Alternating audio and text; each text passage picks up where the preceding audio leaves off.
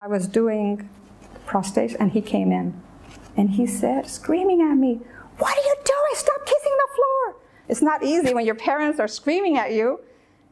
Hold on, where's the mic? Okay. Hi, my name's Laila, originally Leticia. I'm from Mexico. My mom and dad are from Mexico. I was raised in California, small town, Santa Barbara. I was been there my whole life. My family are Catholic, like generations of Catholic. But at the age of 13, I left the Catholic Church. I didn't understand it. I would go to the nuns and I would say, "I don't want to confess to the priest." And they said, "Don't be insolent." I would go to the priest and I said, "Why can't nuns get married? Why can't you get married? It's natural." And they said, "You're being insolent." So I just had it. And my mom would drop me off in the front of the church and I would go to the back and I started going to different denominations. I was a Pentecostal. I was a born-again Christian. I was a Jehovah's Witness. I was a Christian Scientist. Literally, I was just looking. At 13, I was looking for something that was missing in my life. At the age of 17, I went to the University of San Francisco, and I met an American lady with a scarf. And I said, "Are you okay?" She said, "Yeah." I said, "Do you have cancer?" She said, "No." "Why would you say that?" And I said, "Well, your scarf, you're hiding your bald head." She said, "No, I'm a Muslim." And when she said Muslim, I went. And she said, "Why do you say that?" And I said, "I know about Islam." She said, "What do you know?" And I said, "I see them hitting themselves and the blood going." And she said, "No, that's not Islam." She gave me books, she gave me cassettes. And I was shocked. I never realized how beautiful the religion was. So one time I was at the university and I was running late for class. And I was in my bicycle. And this was later, like around 7:30. And it was dark.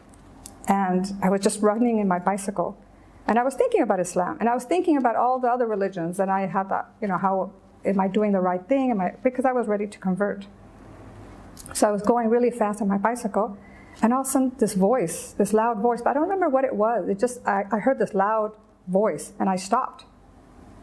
And I looked around, and there was no one. It was completely deserted. The cones had fallen in this huge pit. And I had stopped at that second. And I knew this was God telling me, if you don't come to Islam, something else is going to be in your life that's not going to be a good thing. I was just like, I just stopped. I just stopped. And it was, at that moment I knew. So I went back to my American friend, Miriam, and I said, "I want to be a Muslim." And then she said, read more about it. So I read Surah Al-Maryam, and that was it.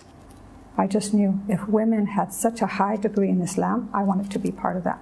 I could see that Islam has made me a better person, gave me more patience, I'm more sympathetic.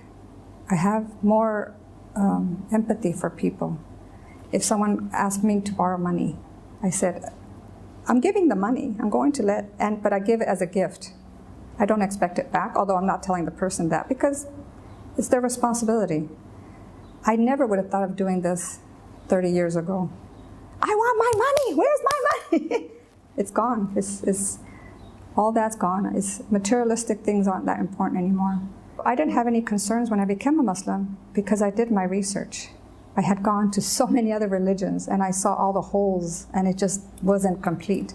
So when I came to Islam, I did my research. I did my reading and asking questions, and anyone who would answer me was very helpful. The only concern I had was my parents accepting me. That was hard. I mean, those are your parents. Those are the ones who raised you, and they felt like they did something wrong for me to go in a different path. But once they started seeing that I'm a better person, they grasped me. They loved it. They wanted to know about it. That was the most exciting. My mother asked me for the Quran in Spanish. My mom wanted to pray. She wanted to sit there and watch me pray. And she told me, "It's so peaceful, it's so beautiful." And when I put the call for prayer, she said she had goosebumps.